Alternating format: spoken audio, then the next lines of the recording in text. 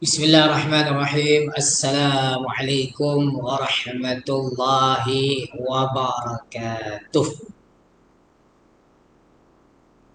Alhamdulillah. Wassalatu wassalamu ala rasulillah wa ala alihi wa sahbihi wa man walah. Amma ba'd. Alhamdulillah. Syukur kehadrat Allah subhanahu wa ta'ala dapat dipertemukan kembali pada hari Jumaat. Hari Jumaat yang barakah di bulan Ramadan.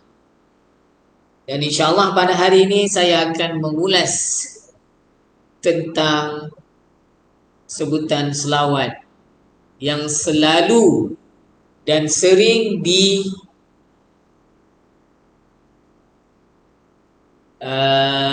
disebut dengan sebutan yang kadang-kadang kita tertukar, keliru dalam menyebut perkataan yang ada di dalam selawat.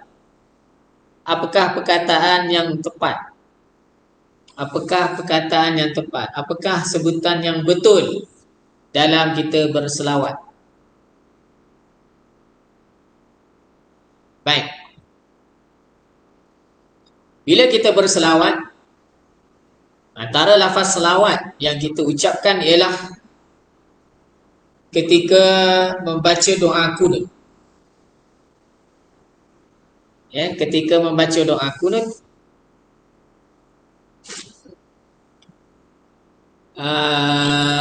tabarakta rabbana wa ta'ala falakal hamdu ala ma qadait wa nastaghfiruka wa natubu ilaik wa sallallahu ala sayyidina Muhammadin wa ala alihi wa sahbihi wa sallam ke wa sallim. Baik. Jadi perbincangan pada hari ini lebih fokus kepada sebutan yang berada di hujung ataupun di akhir selawat. Bagaimana kita nak menyebut salam ke sallim? Ramai yang keliru menyebut tertukar-tukar. Baik. Okey, secara ringkasnya, bila kita berselawat, bila kita berselawat ke atas Nabi sallallahu alaihi wasallam,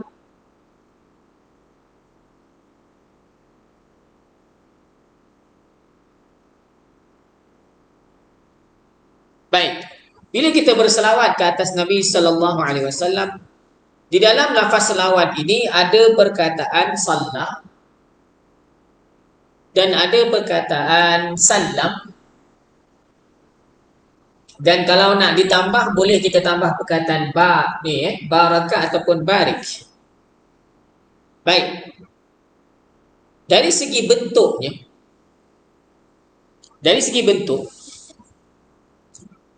perkataan salla ini dia merupakan fi'il, perbuatan ataupun kata kerja madhi yang telah berlaku. Fi'il itu kata kerja madhi yang telah berlaku, perbuatan yang telah berlaku. Okey, di dalam bahasa Arab ringkasnya fi'il dibahagikan kepada 3, iaitu fi'il ataupun kata kerja terbahagi kepada 3. Yang pertama fi'il madhi, telah berlaku. Yang kedua fi'il mudhari', sedang atau akan berlaku. Yang ketiga fi'il amar, perintah. Fi'il madhi telah berlaku, fi'il mudhari' sedang atau akan berlaku, fi'il amar, perintah. Baik. Perkataan salla ini mengikut bentuknya ia adalah fi'il madhi, telah berlaku. Dan kalau kita sebut salli, yang kita biasa dengar dalam ungkapan ialah salla dengan salli. Salli pula merupakan fi'il amar, kata kerja perintah.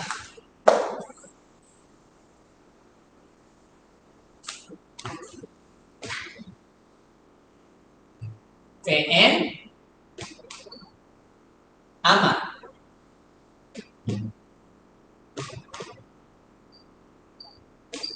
Ya, kata kerja perintah. Dari segi bentuknya Baik. Dan kalau kita sebut sallam, ia juga termasuk dalam kategori fi'il madhi, telah berlaku. Dan salim masuk dalam kategori fi'il amar, kata kerja perintah. Baik. Dan kalau kita tambah perkataan barik dengan barak, baraka masuk dalam kategori fi'il madhi, telah berlaku. Barik masuk dalam kategori fi'il amar. Ya, jadi beza di antara salla, salim, baraka, barik, sallama dengan salim adalah fi'il mudhari', fi'il madhi ataupun fi'il amar. Itu beza. Kita gunakan telah berlaku, telah berselawat, telah merahmati ataupun berselawat. Telah merahmatilah. Kalau Allah, kita terjemah telah merahmati. Kalau barakat telah memberkati, kalau salama telah memberi kesejahteraan. Kita nak guna telah merahmati, ataupun kalau fi'il amar, rahmatilah.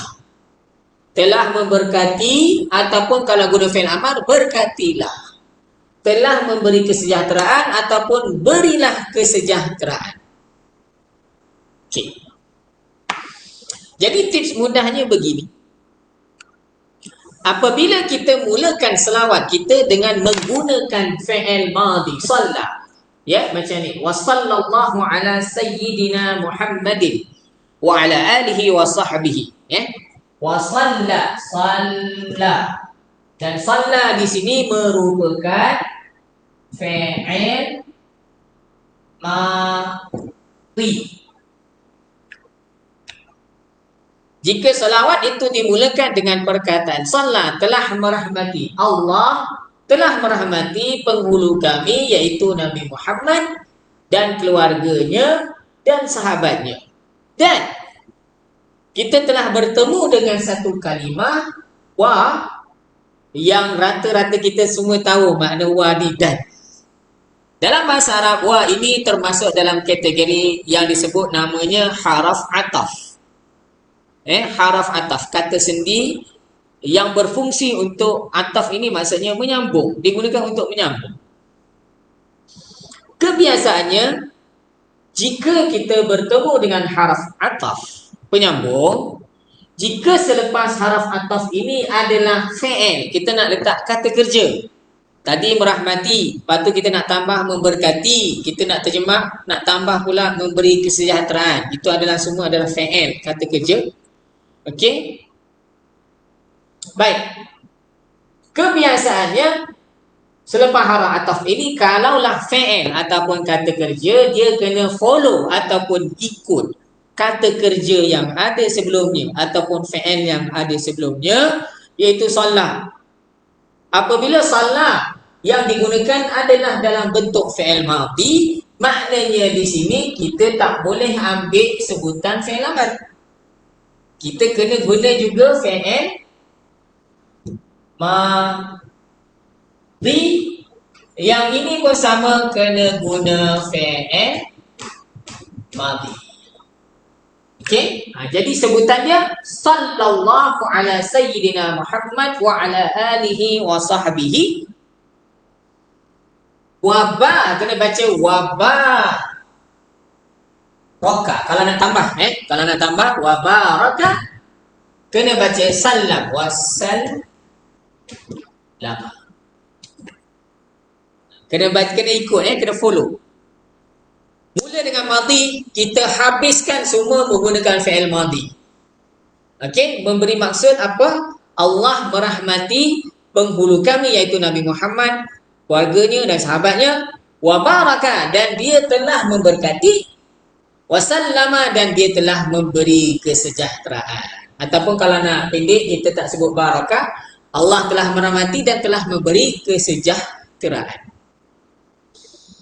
Kalau tertukar, jadi macam mana? Allah telah merahmati penghulu kami dan Allah telah merahmati penghulu kami, guna fi'il madhi, Allah telah merahmati penghulu kami dan berkatilah engkau. dan berilah kesejahteraan. Jadi ayat tu jadi pelik. Allah telah merahmati penghulu kami dan berkatilah engkau dan berilah kesejahteraan. Pelik. Jadi penggunaannya ialah bila kita mula dengan fi'il madhi, maka sambungannya kena guna fi'il madhi, shalla wa baraka wa sallama. Wa sallallahu ala sayyidina Muhammadin wa ala alihi wa sahbihi wa baraka wa sallama. Semua menggunakan fi'il madhi. Kalau kita berselawat dengan satu cara lagi, kita sebut Allahumma, ya Allah, salli, Allahumma salli. Okey, kalau kita tengok kedudukannya di sebelah sini, salli ini merupakan fi'il amar. Kata kerja perintah. Yang terjemahannya rahmatilah oleh engkau. Sama konsepnya macam tadi, disebabkan kita telah mulakan dengan fi'il amar, kata kerja perintah. Kemudian kita jumpa sekali lagi haraf ataf yang mana fungsinya untuk menyambung, kata sendi untuk menyambung. Konsepnya sama macam tadi. Kalau selepasnya ada fi'il ini biasanya akan mengikut bentuk fi'il yang sebelumnya, iaitu salli. Salli adalah fi'il, kata kerja dalam bentuk fi'il amar. Maka ini pun kena gunakan fi'il amar. Dan yang terakhir ini juga kena guna fi'il amar. Jadi sebutannya macam mana? Allahumma salli ala sayyidina Muhammadin wa ala alihi wa sahbihi wa kena baca barik lah, wa barik. Dan yang terakhir fi'il amar, salli, barik, wasal li. Sebab kita telah mulakan selawat dengan fi'il amar, maka kita kena habiskan dengan fi'il amar. Ya Allah, rahmatilah oleh engkau, ataupun rahmatilah penghulu kami iaitu Nabi Muhammad dan keluarganya dan sahabatnya, dan berkatilah dan berilah kesejahteraan. Kita tak boleh bersilang, nanti maknanya tak sedap. Kalau kita tukar salam, rahmatilah oleh engkau, ya Allah, rahmatilah penghulu kami dan dia telah memberkati dan dia telah memberi kesejahteraan. Jadi dari segi makna dia jadi tak kena lah. Sebab kita kalau bercakap, kalau kita gunakan past tense semua. Dah makan, dia dah minum. Dia telah makan dan telah minum dan pergilah engkau. Tak kena. Telah makan, telah minum, telah berlaku. Pergilah engkau tu adalah kata kerja perintah. Jadi ayat tu pelik. Bermakna, kesimpulannya, apabila selawat itu dimulakan dengan fi'il madhi, kena konsisten sampai habis menggunakan fi'il madhi. Shalla wa baraka wa sallam. Wa sallallahu ala sayyidina Muhammadin wa ala alihi wa sahbihi wa baraka wa sallam. Kalau mula dengan fi'il amar, kena konsisten sampai habis menggunakan fi'il amar. Allahumma salli ala sayyidina Muhammadin wa ala alihi wa sahbihi wa barik wa sallim. Okey, dan tips untuk mudah kita ingat ialah bila dibincangkan pada hari ini, mungkin kita tahu. Tapi nanti kan dah selawat, dah lupa balik dah. Okey, tips macam mana kita nak mudah ingat? Saya bagi tips dari segi baris. Kita tengok barisnya. Apabila kita fokus pada huruf yang tengah ni. Apabila kita mula selawat dengan sallah lah atas, maka semua kena atas lah. Baraka wasallam. Sebab huruf-huruf yang terakhir ni bila waqaf, kita matikan ni. Salam kita tak sebut salama. Yang ni kita matikan. Jadi tipsnya kita tengok huruf tengah dia ni. Kalau sallah, salam. Nak tambah barak, baraklah. Baraka. Sallah, baraka wasallam. Ataupun kalau yang tengah ni tak ada, kita sebut salat, salam. Salat, salam. Atas dengan atas. Okey, kemudian kalaulah untuk kita guna fi'il amar, salli, kita tengok huruf dia semua, huruf tengah dia baris bawah. Jadi salli, sallim. Salli, barik, sallim.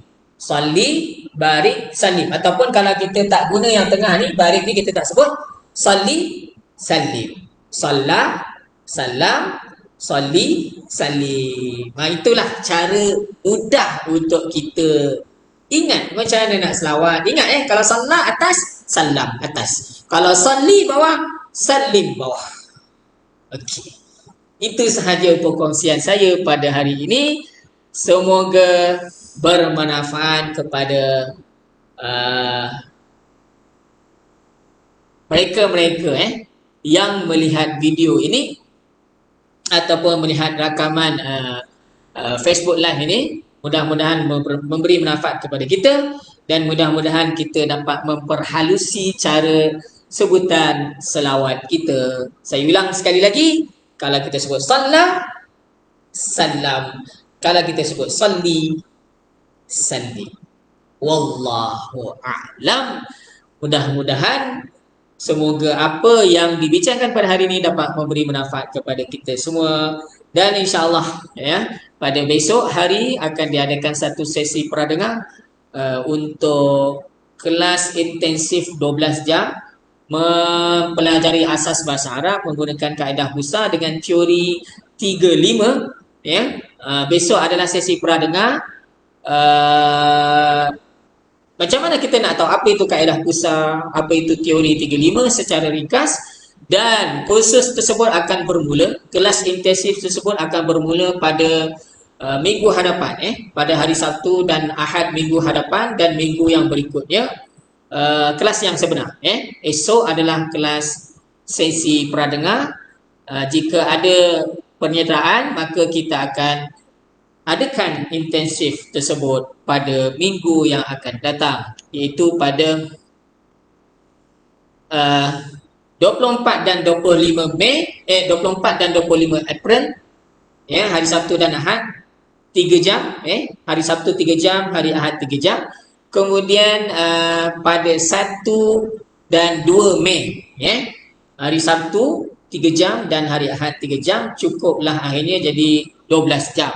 Dalam 12 jam ini akan ditunjukkan secara ringkas apakah teori 35 dan kunci penerokaan bahasa. Wallahu a'lam.